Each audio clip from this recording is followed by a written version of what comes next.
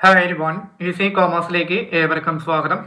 നമ്മൾ ഇനി അടുത്തതായിട്ട് നോക്കാൻ പോകുന്നത് പബ്ലിക് ഇഷ്യൂ ആണ്. ഇഷ്യൂ ഓഫ് ഷെയർസ് മെത്തേഡ്സിൽ രണ്ടാമത്തതായിട്ട് പഠിക്കാൻ പോകുന്നത് പബ്ലിക് ഇഷ്യൂ ആണ്. നമുക്ക് നോക്കാം. പബ്ലിക് ഇഷ്യൂ എന്ന് പറയുന്നത് this is a process by which a company raises capital from the general public for its business needs. അപ്പോൾ എന്താ പറഞ്ഞിരിക്കുന്നത്? This is a process by which a company raises capital from the general public for its business needs. അതായത് ഒരു company തങ്ങളുടെ business ആവശ്യങ്ങൾക്കായി പൊതുജനങ്ങളിൽ നിന്ന് capital rice ചെയ്യുന്ന പ്രോസസ്സാണിത്. ഒരു കമ്പനി തങ്ങളുടെ ബിസിനസ് ആവശ്യങ്ങൾക്കായി പൊതുജനങ്ങളിൽ നിന്ന് ക്യാപിറ്റൽ റൈസ് ചെയ്യുന്ന പ്രോസസ്സിനെയാണ് എന്തെന്ന് പറയുക? പബ്ലിക് ഇഷ്യൂ എന്ന് പറയുന്നത്. അതുകൂടാതെ it is done by offering shares or convertible securities for sale. It is done by offering shares or convertible securities for sale. അതായത് കമ്പനിയുടെ ഷെയറുകളോ അല്ലെങ്കിൽ മാറ്റിയെടുക്കാവുന്ന മറ്റു സെക്യൂരിറ്റികളോ, അതിനാണ് കൺവേർട്ടബിൾ സെക്യൂരിറ്റീസ് എന്ന് പറയും, അത് വിറ്റഴിച്ചാണ് ഇത് സാധ്യമാകുന്നത്. കമ്പനിയുടെ ഷെയറുകളോ അല്ലെങ്കിൽ മാറ്റിയെടുക്കാവുന്ന മറ്റ് സെക്യൂരിറ്റികളോ വിറ്റഴിച്ചാണ് ഇത് സാധ്യമാകുന്നത്. The company invites the general public to subscribe to these shares through a document called a prospectus. The company invites the general public to subscribe to these shares through a document called a prospectus. അതായത് ആ company ഒരു prospectus വഴി പൊതുജനങ്ങളെ invite ചെയ്യുന്നുണ്ട്. Company ഒരു prospectus വഴി പൊതുജനങ്ങളെ invite ചെയ്യുന്നുണ്ട്. Investors who apply for shares receive A letter of allotment if they get the shares or a letter of regret if their application is rejected. Investors who apply for shares receive a letter of allotment if they get the shares or a letter of regret if their application is rejected. അതായത് ഷെയറുകൾക്കായി അപേക്ഷിച്ചവർക്ക് അത് അനുവദിച്ച് കിട്ടുമ്പോൾ letter of അലോട്ട്മെന്റും അപേക്ഷ നിരസിക്കപ്പെടുകയാണെങ്കിൽ letter of regret ഒന്നും company നൽകുന്നുണ്ട്. ഇപ്പം നമ്മുടെ കമ്പനിയിൽ കുറേ ആപ്ലിക്കേഷൻസ് വന്നു കഴിഞ്ഞാൽ ആ ആപ്ലിക്കേഷൻസിന് അത് സെലക്ട് ആവുകയാണെങ്കിൽ ലെറ്റർ ഓഫ് അലോട്ട്മെന്റ് ഒന്നും അനുവദിക്കാം, അനുവദിച്ചില്ലെങ്കിൽ ലെറ്റർ ഓഫ് റിഗ്രറ്റ് ഒന്നും കൊടുക്കാം. ഇനി നമുക്കൊരു എക്സാമ്പിൾ പറയുകയാണെങ്കിൽ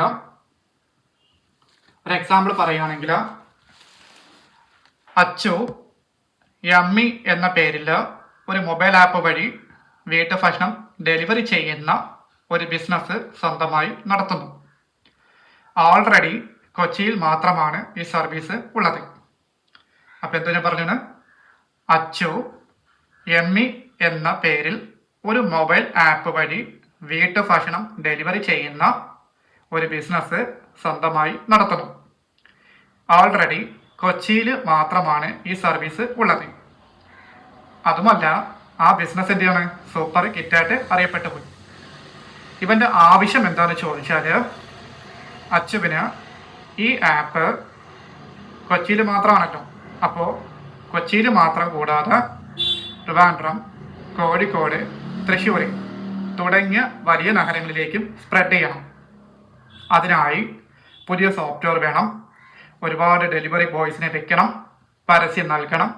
മൊത്തം 2 കോടി രൂപ ചിലവ് വരും. അപ്പം ഇതിൻ്റെ പ്രോബ്ലം എന്താണെന്ന് അറിയാമോ? അച്ചുവിൻ്റെ കയ്യിൽ അത്രയും പണം ഉണ്ടാകില്ല. 2 കോടി എടുക്കാൻ നിവൃത്തിയുണ്ടോ? ഇല്ല. എന്നാൽ ആ 2 കോടി രൂപ ബാങ്കിൽ പോയി ചോദിക്കുകയാണെങ്കിൽ അവിടെയാണെങ്കിൽ ഒടുക്കത്തെ പലിശയാണ് ചോദിക്കുന്നത്. അപ്പോൾ അച്ചു എന്ത് ചെയ്യും? അത് പബ്ലിക് ഇഷ്യൂ നടത്താനായിട്ട് തീരുമാനിക്കും.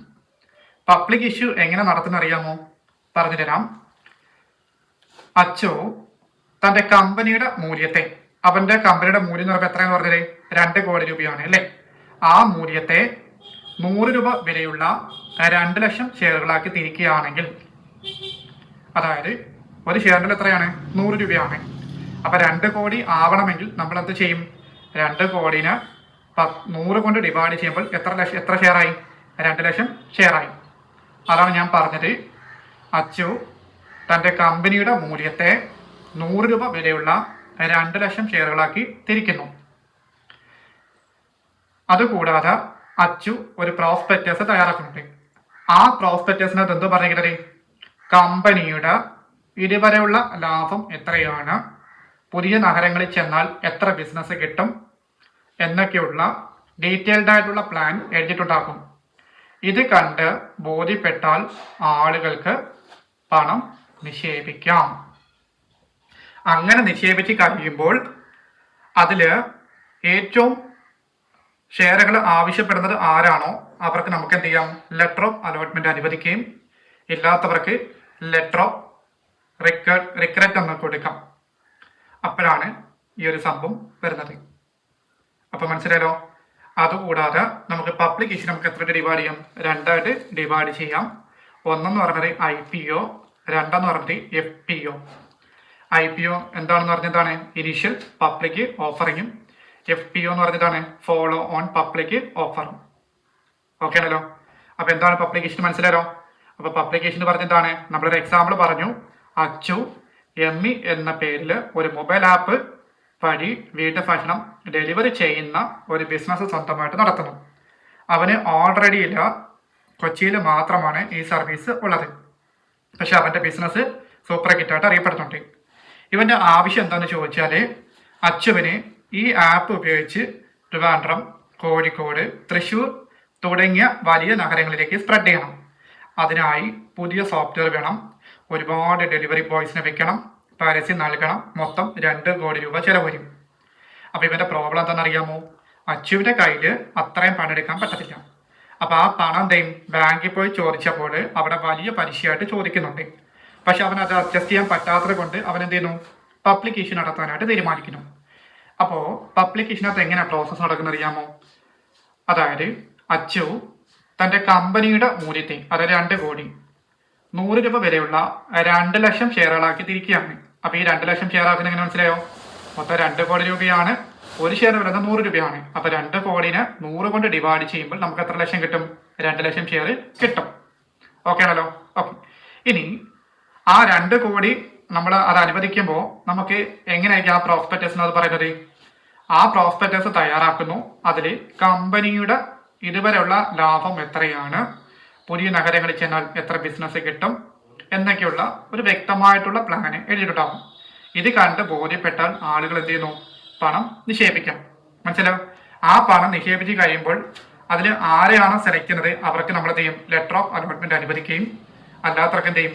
ലെറ്റർ ഓഫ് റിഗ്രറ്റ് എന്ന് കൊടുക്കുകയും ചെയ്യും. അപ്പോഴാണ് ഈ പബ്ലിക് ഇഷ്യൂന്റെ എക്സ്പ്ലഷൻ ആകുന്നത്. ഓക്കെ ആണല്ലോ. ഓക്കെ. ഇനി നമുക്ക് എത്ര ഡിവൈഡ് ചെയ്യാം? 2 ഡിവൈഡ് ചെയ്യാം. ഏതൊക്കെയാണ്? IPO, 2 FPO ആണ് അല്ലേ? എന്താണ് ഈ IPO എന്ന് പറഞ്ഞാൽ? ഇനീഷ്യൽ പബ്ലിക് ഓഫറിങ് അല്ലേ? ഇതിന്റെ പ്രത്യേകത എന്താണെന്ന് ചോദിച്ചാൽ, an IPO is when a company offers its shares to the public for the very first time. This process is also officially known as going public. അപ്പോൾ എന്താ പറഞ്ഞിരിക്കുന്നത്? An IPO is when a company offers its shares to the public for the very first time. This process is also officially known as going public. അതായത് ഒരു company ആദ്യമായി പൊതുജനങ്ങൾക്ക് ഷെയറുകൾ വിൽക്കുന്നതിനെയാണ് എന്തെന്ന് പറയുക? IPO എന്ന് പറയുന്നത്. ആദ്യമായിട്ട് ഒരു കമ്പനി ആദ്യമായി പൊതുജനങ്ങൾക്ക് ഷെയറുകൾ വിൽക്കുന്നതിനെയാണ് എന്തെന്ന് പറയുക? IPO എന്ന് പറയുന്നത്. മനസ്സിലോ? അതിന് നമുക്ക് ഒഫീഷ്യലായിട്ട് നമുക്ക് എന്താ പറയാം? ഗോയിങ് പബ്ലിക് എന്ന് വിളിക്കാം. ഒഫീഷ്യലായിട്ട് എന്തറിയപ്പെടുന്നു? ഗോയിങ് പബ്ലിക് എന്ന് അറിയപ്പെടുന്നു. അതുകൂടാതെ it typically happens when a private limited company converts into a public limited company and enters the primary stock market. It typically happens when a private limited company converts into a public limited company and enters the primary stock market. സാധാരണയായി ഒരു private limited company public limited കമ്പനിയായി മാറി ആദ്യമായി share മാർക്കറ്റിലേക്ക് ഇറങ്ങുമ്പോഴാണ് IPO നടത്തുന്നത്. Normally ഒരു private limited company public limited കമ്പനിയായി മാറി ആദ്യമായി ഷെയർ മാർക്കറ്റിലേക്ക് ഇറങ്ങുമ്പോഴാണ് IPO നടത്തുന്നത്. True, an IPO, the ownership of the company, which was previously limited to a private group of people, is opened up to the public and the company gets listed on recognized stock exchanges. Through an IPO, the ownership of the company, which was previously limited to a private group of people, is opened up to the public and the company gets listed on recognized stock exchanges. അതായത് അതുവരെ കുറച്ചു പേരിലേക്ക് മാത്രം ഒതുങ്ങി നിന്ന കമ്പനിയുടെ ownership, അതായത് ഉടമസ്ഥ അവകാശം IPO വഴി പൊതുജനങ്ങളിലേക്ക് പങ്കുവയ്ക്കപ്പെടുകയും കമ്പനി സ്റ്റോക്ക് എക്സ്ചേഞ്ചുകളിൽ ലിസ്റ്റ് ചെയ്യപ്പെടുകയും ചെയ്യുന്നു. അപ്പോൾ എന്താ പറഞ്ഞിരിക്കുന്നത്, സാധാരണയായി ഒരു private limited company public limited കമ്പനിയായി മാറി ആദ്യമായി ഷെയർ മാർക്കറ്റിലേക്ക് ഇറങ്ങുമ്പോഴാണ് IPO നടത്തുന്നത്. അതുവരെ കുറച്ച് പേരിലേക്ക് മാത്രം ഒതുങ്ങി നിന്ന കമ്പനിയുടെ ഓണർഷിപ്പ് IPO വഴി പൊതുജനങ്ങളിലേക്ക് പങ്കുവയ്ക്കപ്പെടുകയും കമ്പനി സ്റ്റോക്ക് എക്സ്ചേഞ്ചുകളിൽ ലിസ്റ്റ് ചെയ്യപ്പെടുകയും ചെയ്യുന്നു എന്നുള്ളതാണ്. ഒരു എക്സാമ്പിൾ പറയുകയാണെങ്കിൽ നമ്മൾ നേരത്തെ അച്ചുവിൻ്റെ രമ്മിയെ കുറിച്ച് പറഞ്ഞിരുന്നു. അപ്പം അത് വെച്ച് നമുക്ക് നോക്കാം. അച്ചു തൻ്റെ രമ്മി ആപ്പിൻ്റെ ഷെയറുകൾ ആദ്യമായി പൊതുജനങ്ങൾക്ക് വിൽക്കാൻ വെക്കുന്നു. അതാണ് IPO എന്ന് പറയുന്നത്. ഓക്കെ ആണല്ലോ? ഓക്കെ. നമ്മളെ പോലുള്ള സാധാരണ ആളുകൾ ആപ്പിൻ്റെ ഭാവി കണ്ട് 100 രൂപ വെച്ച് ഷെയറുകൾ വാങ്ങാൻ അപേക്ഷിക്കുന്നു. നമ്മളെ പോലെയുള്ള സാധാരണ ആളുകൾ ആപ്പിൻ്റെ ഭാവി കണ്ട് 100 രൂപ വെച്ച് ഷെയറുകൾ വാങ്ങാൻ അപേക്ഷിക്കുന്നു. അപ്പോൾ ഇതിൻ്റെ റിസൾട്ട് എങ്ങനെയായിരിക്കും? അച്ചുവിന് ആപ്പ് വലിയ നഗരങ്ങളിലേക്ക് വളർത്താൻ ആവശ്യമായ 2 കോടി രൂപ ജനങ്ങളിൽ നിന്ന് കിട്ടുന്നു. പകരമായി ജനങ്ങൾക്ക് കമ്പനിയുടെ ഷെയറുകൾ കിട്ടുന്നു. അപ്പോഴാണ് അവർക്ക് അലോട്ട്മെൻറ്റ് ലെറ്റർ അനുവദിക്കുന്നത്. അച്ചുവിൻ്റെ കമ്പനി സ്റ്റോക്ക് മാർക്കറ്റിൽ ലിസ്റ്റ് ചെയ്യപ്പെടുന്നു. ഇതിനെയാണ് IPO എന്ന് പറയുന്നത്. അപ്പോൾ എന്താ പറഞ്ഞിരിക്കുന്നത്, നമ്മളെ പോലെയുള്ള സാധാരണ ആളുകൾ ആപ്പിൻ്റെ ഭാവി കണ്ട് 100 രൂപ വെച്ച് ഷെയറുകൾ വാങ്ങാൻ അപേക്ഷിക്കുന്നു. അവർ 100 രൂപയാണല്ലോ പ്രൈസ് പറഞ്ഞിരിക്കുന്നത്. അപ്പോൾ ഇതിൻ്റെ റിസൾട്ട് എന്ന് പറയുന്നത് അച്ചുവിന് ആപ്പ് വലിയ നഗരങ്ങളിലേക്ക് വളർത്താൻ ആവശ്യമായ 2 കോടി രൂപ ജനങ്ങളിൽ നിന്ന് കിട്ടുന്നു. പകരമായി ജനങ്ങൾക്ക് കമ്പനിയുടെ ഷെയറുകൾ കിട്ടുന്നു. അപ്പോൾ ആ ഷെയറുകൾ കിട്ടുവാണെങ്കിൽ അവർക്ക് എന്ത് ചെയ്യാം, അലോട്ട്മെൻറ്റ് ലെറ്റർ അനുവദിക്കുന്നു. അതുകൂടാതെ അച്ചുവിൻ്റെ കമ്പനി സ്റ്റോക്ക് മാർക്കറ്റിൽ ലിസ്റ്റ് ചെയ്യപ്പെടുന്നു. ഇതിനെയാണ് IPO എന്ന് പറയുന്നത്. ഇനി രണ്ടെന്താണ് FPO, അതായത് follow on or further public offering. Follow on or further public offer എന്ന് പറയും. അപ്പോൾ അതിനകത്ത് എന്താ പറയുന്നത്, an FPO refers to the issue of shares by a public company that is already listed on the stock exchange. In simple terms, it is when a company offers fresh shares to the public again anytime after its initial public offering. Companies usually go for an FPO when they want to expand their equity base, അതായത് raise more capital for growth, or to pay off their existing debts. അതായത് ഇതിനകം തന്നെ stock എക്സ്ചേഞ്ചുകളിൽ list ചെയ്യപ്പെട്ട ഒരു public company വീണ്ടും പൊതുജനങ്ങൾക്ക് ഷെയറുകൾ വിൽക്കുന്നതിനെയാണ് എന്തെന്ന് പറയുക, FPO എന്ന് പറയുന്നത്. അപ്പോൾ എന്താ പറയുന്നത്, ഇതിനകം തന്നെ സ്റ്റോക്ക് എക്സ്ചേഞ്ചുകളിൽ ലിസ്റ്റ് ചെയ്യപ്പെട്ട ഒരു പബ്ലിക് കമ്പനി വീണ്ടും പൊതുജനങ്ങൾക്ക് ഷെയറുകൾ വിൽക്കുന്നതിനെയാണ് FPO എന്ന് പറയുന്നത്. അതായത് IPOയ്ക്ക് ശേഷം അതിനുശേഷം കമ്പനിക്ക് കൂടുതൽ ക്യാപിറ്റൽ ആവശ്യമായി വരുമ്പോഴാണ് FPO നടത്തുന്നത്.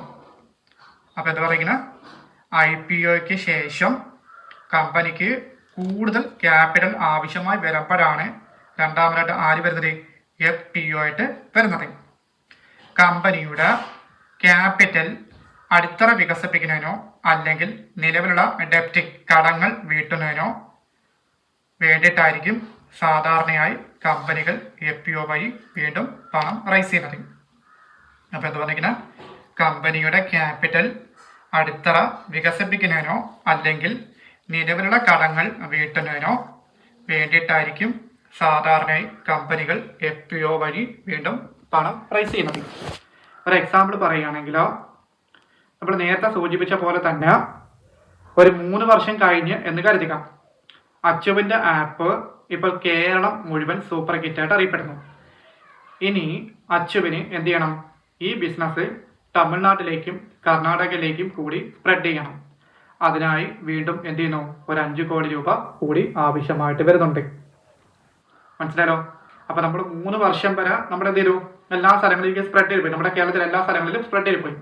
പക്ഷേ അവരൊരു ആഗ്രഹം വീണ്ടും ഒന്നുകൂടെ നോക്കുവാണ്. എന്താണ്, ഇപ്പൊ കേരളം മുഴുവൻ സൂപ്പർ ഹിറ്റായിട്ട് അറിയപ്പെട്ടെങ്കിലും ഇവന് എന്ത് ചെയ്യണം, ബിസിനസ് തമിഴ്നാട്ടിലേക്കും കർണാടകയിലേക്കും കൂടി സ്പ്രെഡ് ചെയ്യണം.